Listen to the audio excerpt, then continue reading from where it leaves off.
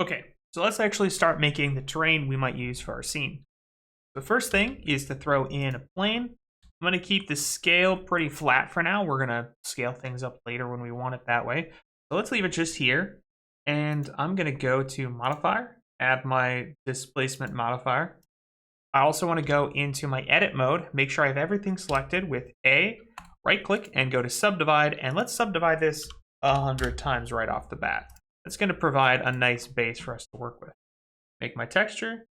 Let's go to the texture settings. And of course, clouds is my favorite, but feel free to play with some of the other ones. Change up the scale.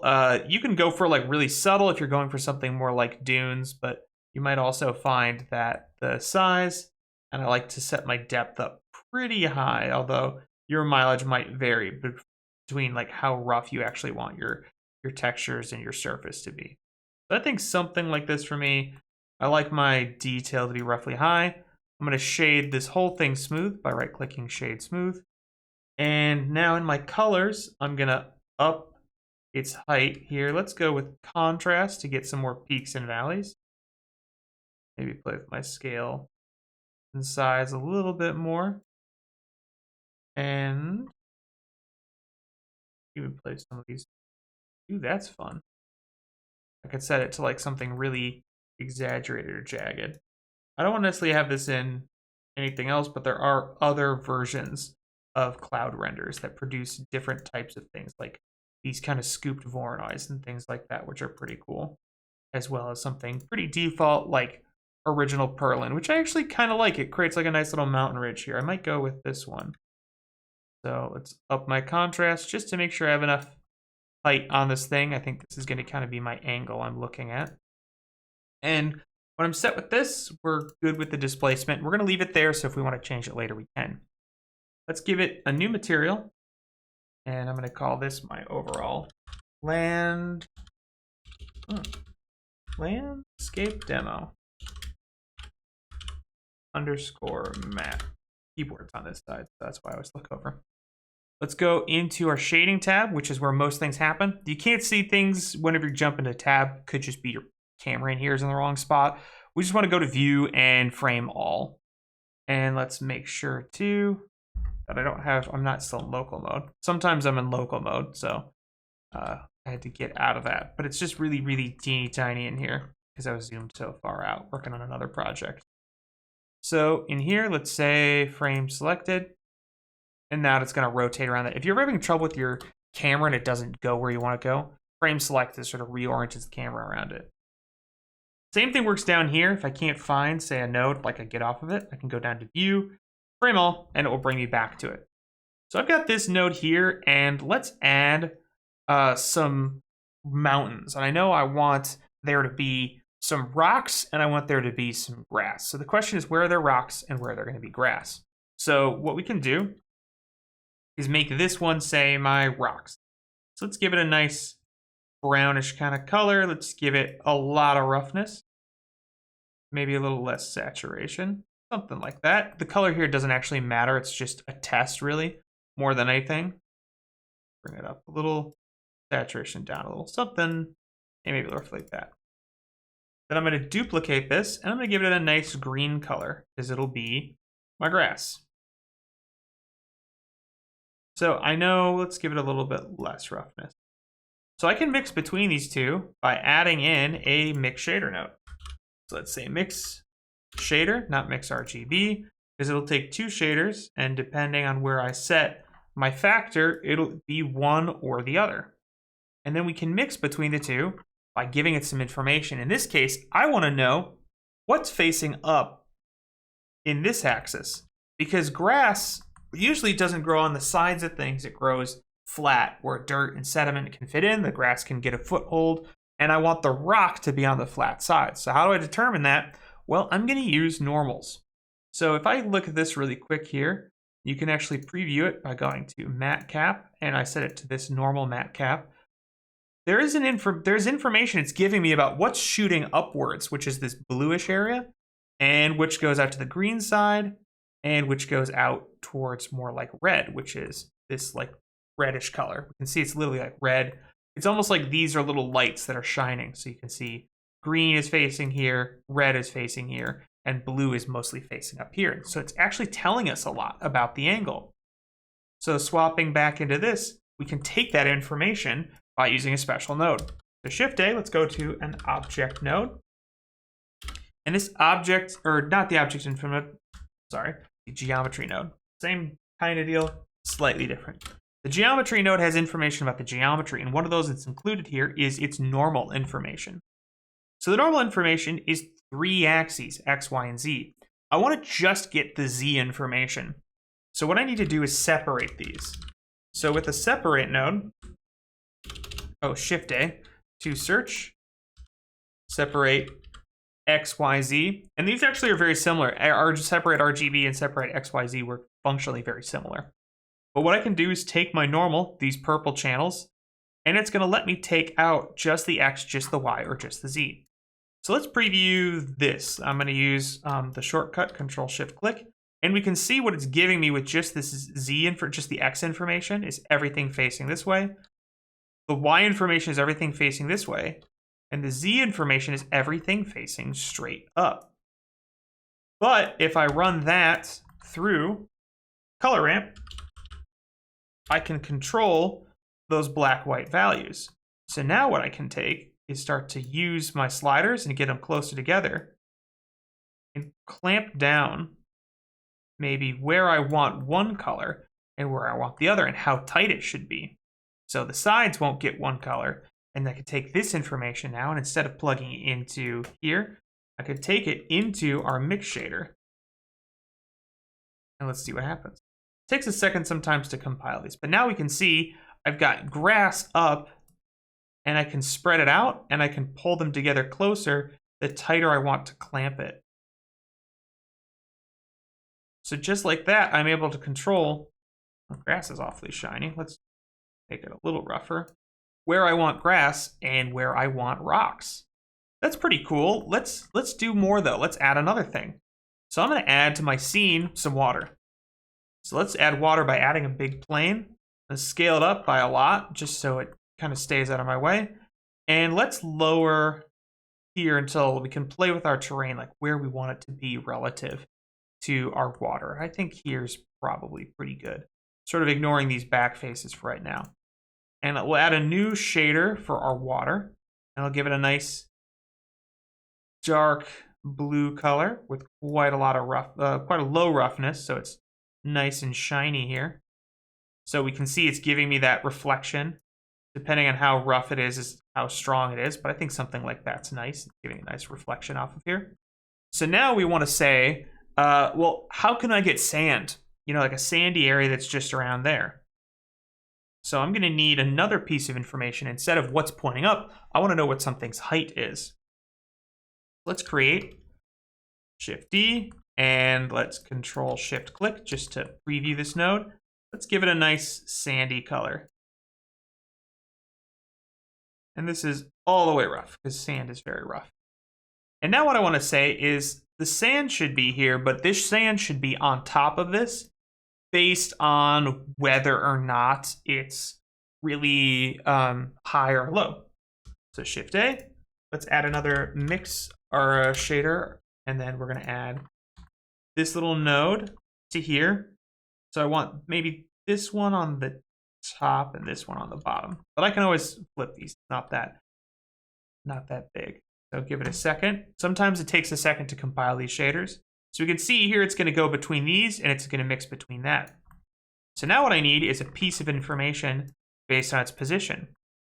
Let's duplicate.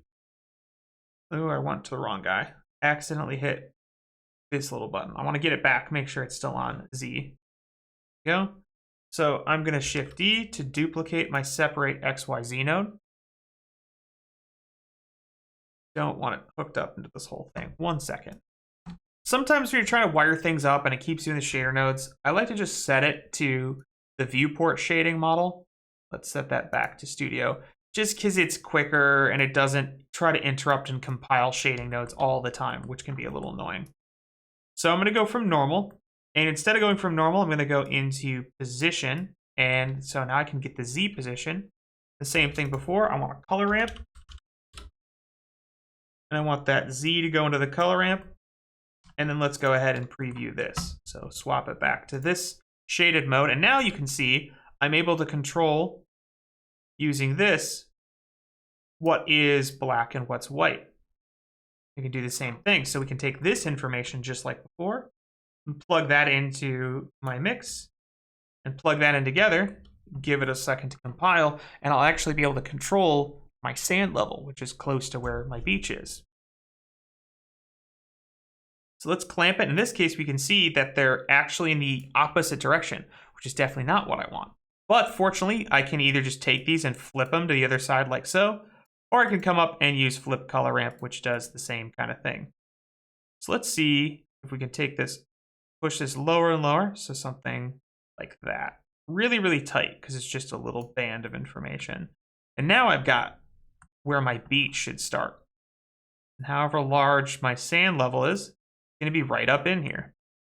So I've got these 3 pieces of information. What's cool though is since I did all of these as shaders, it's not too difficult for me to start replacing these with the other nodes that I already want to have, like the way I've shown you how to bring in textures before. So I take this rocky ground, say displace this diffuse, and plug that into color. And let's just pull in my get my normal, and I'll get my roughness in here too. Make sure this is roughness. I won't hook these up at the moment. I'm going to take a second because I'll show you another thing we want to do with this to get it all working right. And let's do this forest ground that I grabbed. So just putting these all together. So now I can plug the forest ground into base color. Let's get my normal, and then I'll get my roughness out of here. So roughness. And again, to make it just faster to set this up, I'm turning that off. And then let's got a sand beach that I like. Put this into color. My normal, and this is, no, it's KO. I'm looking for, that's displacement, rough. That's what I want. So I can take a little time here. I'm going to pause the video and just kind of hook these up. And I'll show you in a second. We'll just go over a few things. Okay, so I've hooked everything up, but as you can see, the scale of my textures does not really fit my scene, even though they all kind of render in the way I want them to. So what we need to do is change up the actual sort of our UV space. So let's start with the most obvious one, which is maybe our grass right now. So this is our forest ground. I'm going to click this node and Control T, which again, if you have the Node Wrangler add-on added, it's going to add a mapping and UV node right into it. Plug these in to each other. This was set to UV right now, and since the material that we're working with, the object we're working with, has default UVs, that's going to work just fine. So now I have the ability to control it using this scale factor. But rather than going in and punching all the scales one at a time, what's a lot faster is I'm going to add in a value node. And what I can do with this is set it to something high, like 5. And so it's going to set all of these to a factor of 5, basically multiplying up the scale of it and letting the texture tile a lot more. So like 5 times as much as it's going to be. I'm going to set this higher, but you can see this gives us a start. And now I have just this one little slider that can decide how much do I want this overall texture to repeat on the surface until it feels kind of appropriate. And it's got little sticks in it, so use that as like a gauge. Okay, that's not too bad. You can get that dotted out, like it kind of repeats, look at a distance, but that's actually not too big of a deal for what we're doing. Now I want to repeat the same process for the other ones, and so I can scale them up individually. Let's take a look at, this is what, our rocks, same deal.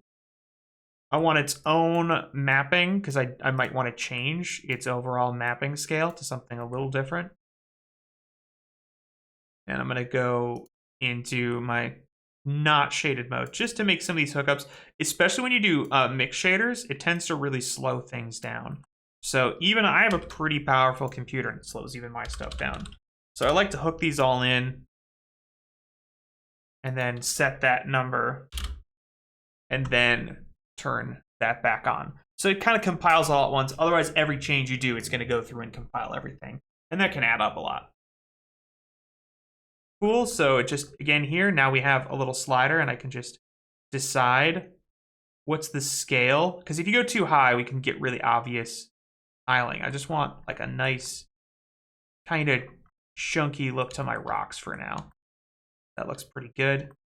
I think in my case too, I don't like how light and dark the rocks are, so I'm actually going to add something else extra in here. Shift A, I'm going to do a mix RGB node, because of course this is color information coming in. And I'm going to mix this with like a darker brown. Basically, I'm just recoloring the color. Like I'm adding a filter that's going to give it more of this brownish kind of color, and I can just mix that in, which I don't want to take it all the way chocolate. What I'm just looking to do is pull down the saturation a little bit and play with the factor until it just makes the whole thing a little bit more subtle. Yeah, that's a lot better. That way I'm not getting like the really obvious, I think, repeating kind of stuff. And I can always take that ramp down if I'm looking for more variation. I can do this with a lot of things too. Like if I wanted to make this grass overall greener in appearance. So let's come back to this forest ground. Let's Shift A. Let's add a mix RGB node. And now I'm going to add to this like a little bit of green to what I'm doing. And it's going to blend things out and smooth things down. Let's take it and add, you know, I don't want to go like neon. That's the whole point is I'm trying to avoid that. I just want something, a little richness, just a little bit. I can just add just a tweak of green to it. So this is without it. And then this is me just adding a little bit, sort of putting my hand on the lever a little bit to give it like a greener kind of a look. And we can do the same thing, of course, with the sand. Let's take it back to this. Same thing. Would do Control P. And I can plug all these vectors into the same one. Add a value node. Plug into scale. Set it to something like, I'm going to set it to 10 to start with. And we'll take a look at how that looks. And then you could, the nice thing about doing everything in nodes is like, because this is all just being generated with sliders and little connections, we can always reconfigure anything. So like, I don't think my sand's coming through super strong. You know, it's not showing up as much as I want it to. So I can just come back to my node wherever my sand is coming in. Let's just lift that up and make it a little stronger. I think one of my issues though is my sand color is so close to everything else. So, well, you know how I'm going to fix that? Same way I fixed the last ones. Let's just duplicate this mix shader, put it over here, and instead I'm going to multiply it by like a yellowish kind of a color. That's the same kind of idea.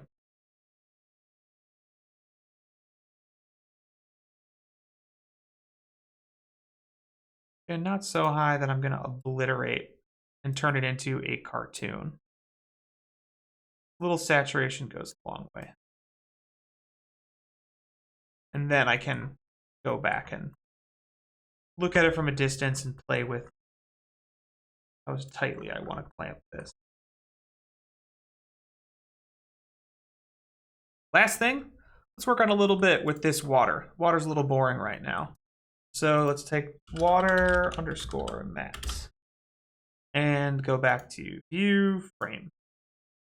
So what I'll do here is I just want to add something that's going to give this little waves a little noise. So let's add one of my favorites, Musgrave. And then I can plug this Musgrave to get it, instead of getting actual geometry, it won't actually lift off. We're going to fake it using a bump node, which is a lot like a normal node, but it'll take black and white information in. So bump, we can see it outputs as a normal, but it'll take in a height. So what it's going to do is create for me a little bump map based on my scale. So let's set my scale real high, because this is basically the scale of my waves. And another thing I'm going to do is the strength is super high. I'm going to take it down and just get it really, really subtle. Because, you know, this is like, it just obliterates it if it's at 1. It's actually doing some really hinky stuff. So I'm going to let it do a little bit of this. I could play with my detail, play with my scale, my new lunacrity. And I can even add more of these and mix these together. Dimension's pretty fun. Yeah, it just gives me a nice rough kind of waves. And so now if I have the scene, got some beach, we've got some land, we've got a good start to a piece of terrain going on here. So give it a shot, play with some of your own stuff, use some of your own features, try out some of your own techniques, and come up with your own sort of island sort of space. See you in the next one.